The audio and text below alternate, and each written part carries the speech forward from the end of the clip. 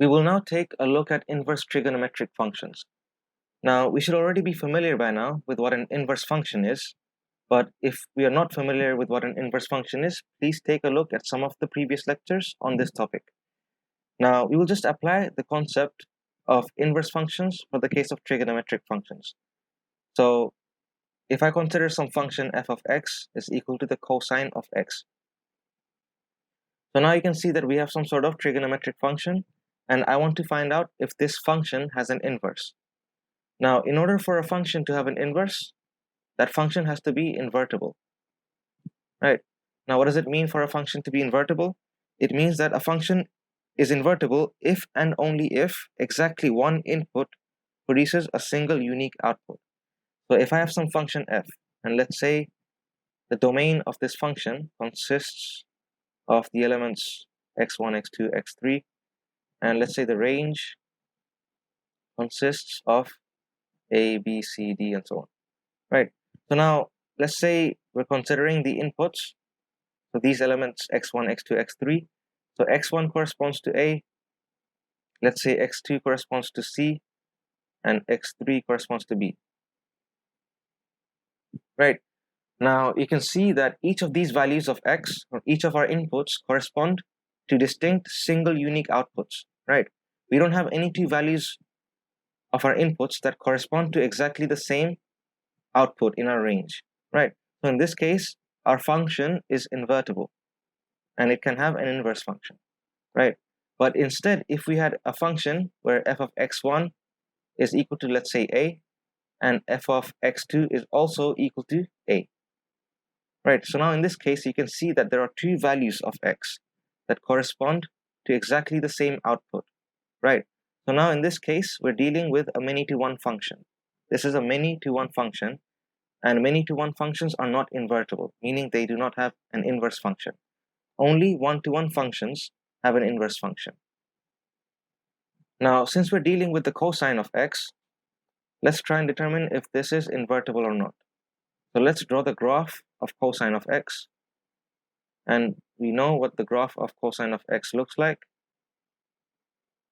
right? The graph of cosine of x has a period of 2 pi. So let's say this is 2 pi, this is pi, right? Now, so this is the graph of cosine of x. We should know that the domain of this function is a set of all real numbers. X is the set of all real numbers. The range, so the possible outputs are from -1 to 1, right? So the maximum value of our function is 1. The minimum value of our function is -1. Now, if we consider x to be equal to 0 and x is equal to 2 pi, what are the values of the function for these values of x? So we can see that cosine of 0 is equal to 1. Cosine of 2 pi is also equal to 1. Right, so now you can see that for two values of x, we get the exact same corresponding output. In fact, if we consider x to be equal to 2 and pi, where n is some integer, right, so we're taking integer multiples of 2 pi, then in this case, the cosine of 2 and pi is also equal to 1, right? So not only are there two values of x that correspond to the exact same output, there are in fact infinitely many values of x that correspond to the exact same output, right? And that is the case for trigonometric functions. Trigonometric functions are typically periodic, right? So now obviously this function is not invertible. So instead, if we define some function g of x is equal to the cosine of x,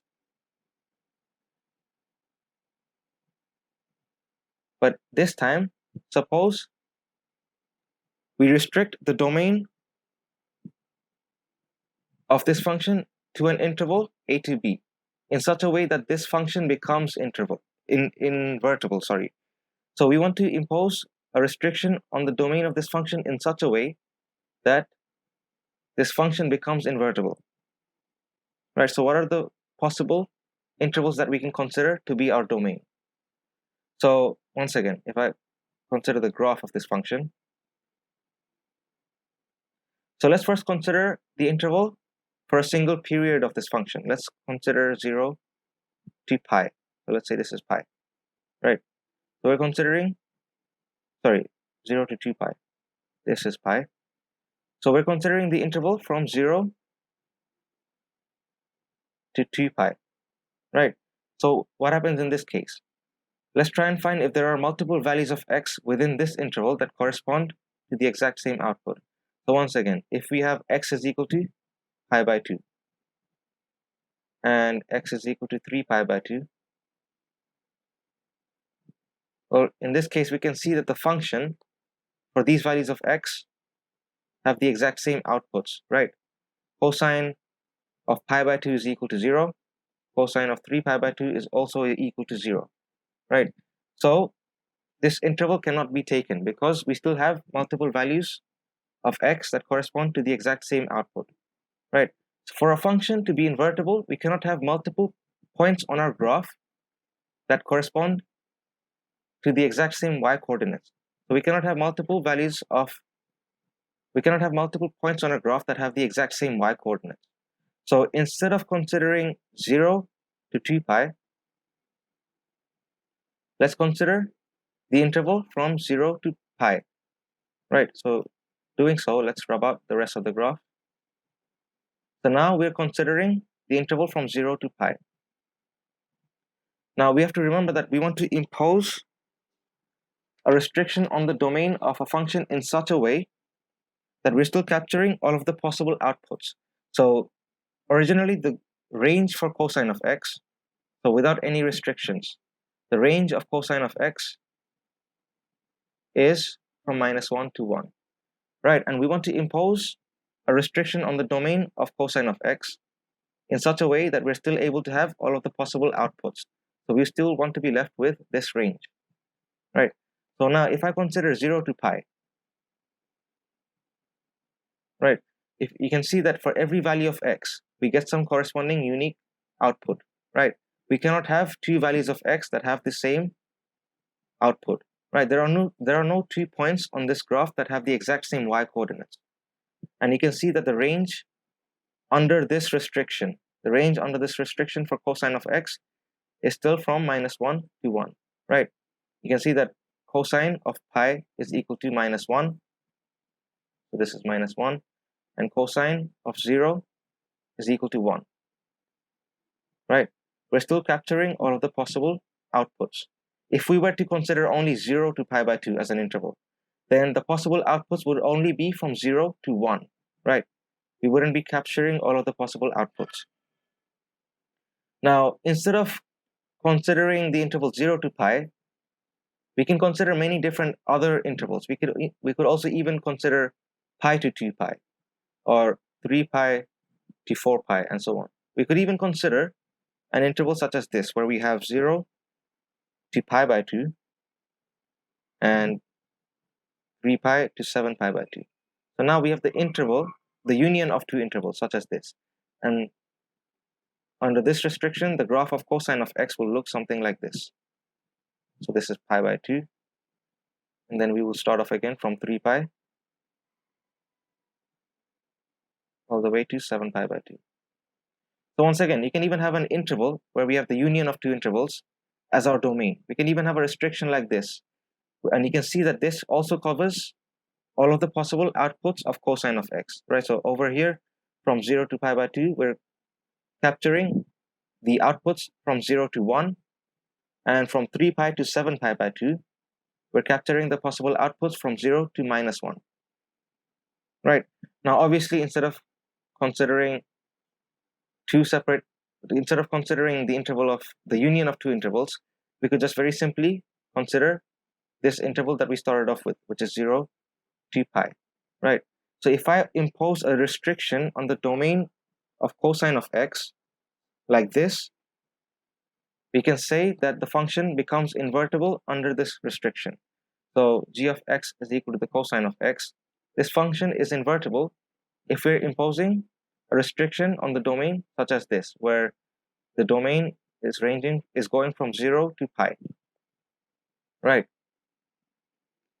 So now we should know the concept of inverse functions. If I have some function f of x, then the inverse function we'll just consider the outputs of this function as an input and give inputs as an output for this function. So let's say we have f of a is equal to b, right? Then the inverse function will just take b as an input, which is the output of this function, and give us an output a, which is the input of this function, right?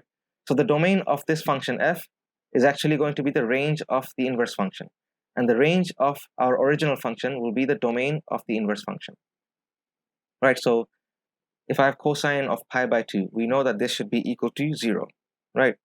And the inverse function of this will just take 0 as an input to give us pi by 2, right? So inverse trigonometric functions are just a special family of functions that return an angle given the value of the trigonometric function of that angle, right? So now let's define a function. Let's define a function f of x, which is equal to the arc cosine of x. Now this outputs angles. So this function will give out outputs of angles in the interval from 0 to pi, right? So the arc cosine of x is going to be the inverse function of the cosine of x. But considering that we're imposing that restriction on cosine of x where the domain of this function is from 0 to pi, right? Now once again, if the domain of cosine of x is 0 to pi, that means the range of the arc cosine of x will be 0 to pi, right? So the domain of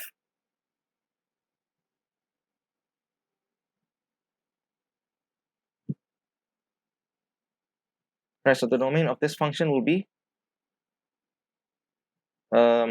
actually the domain of this should be -1 to 1. So all right, so we know that the domain of cosine of x is 0 to pi, but the range of cosine of x is from -1 to 1. Now for the inverse function, arc cosine of x, the domain will be -1 to 1, which is actually the range of cosine of x, but the range of the arc cosine of x will be the domain of cosine of x, which is 0 to pi. Right, so now we know that if we have some function f and we have some function, well, if we have some inverse function of f, well then we've shown that the composition of these two functions. So if I have f of f inverse of x, this should be equal to x for all values of x that is in the domain of the inverse function. And f inverse of f of x will be also equal to x for all values of x that is in the domain of our original function f, right? So similarly, the cosine of the arc cosine of x will be equal to x for all values of x that is in the domain of the arc cosine of x, and the arc cosine of x, the arc cosine of cosine of x will be equal to x for all values of x that is in the domain of the cosine of x, right? And we know that the domain of cosine of x has to be from 0 to pi. We're adding this restriction in order for arc cosine of x to be defined in the first place, right? It's because of this restriction that cosine of x can be invertible and thus can have an inverse function.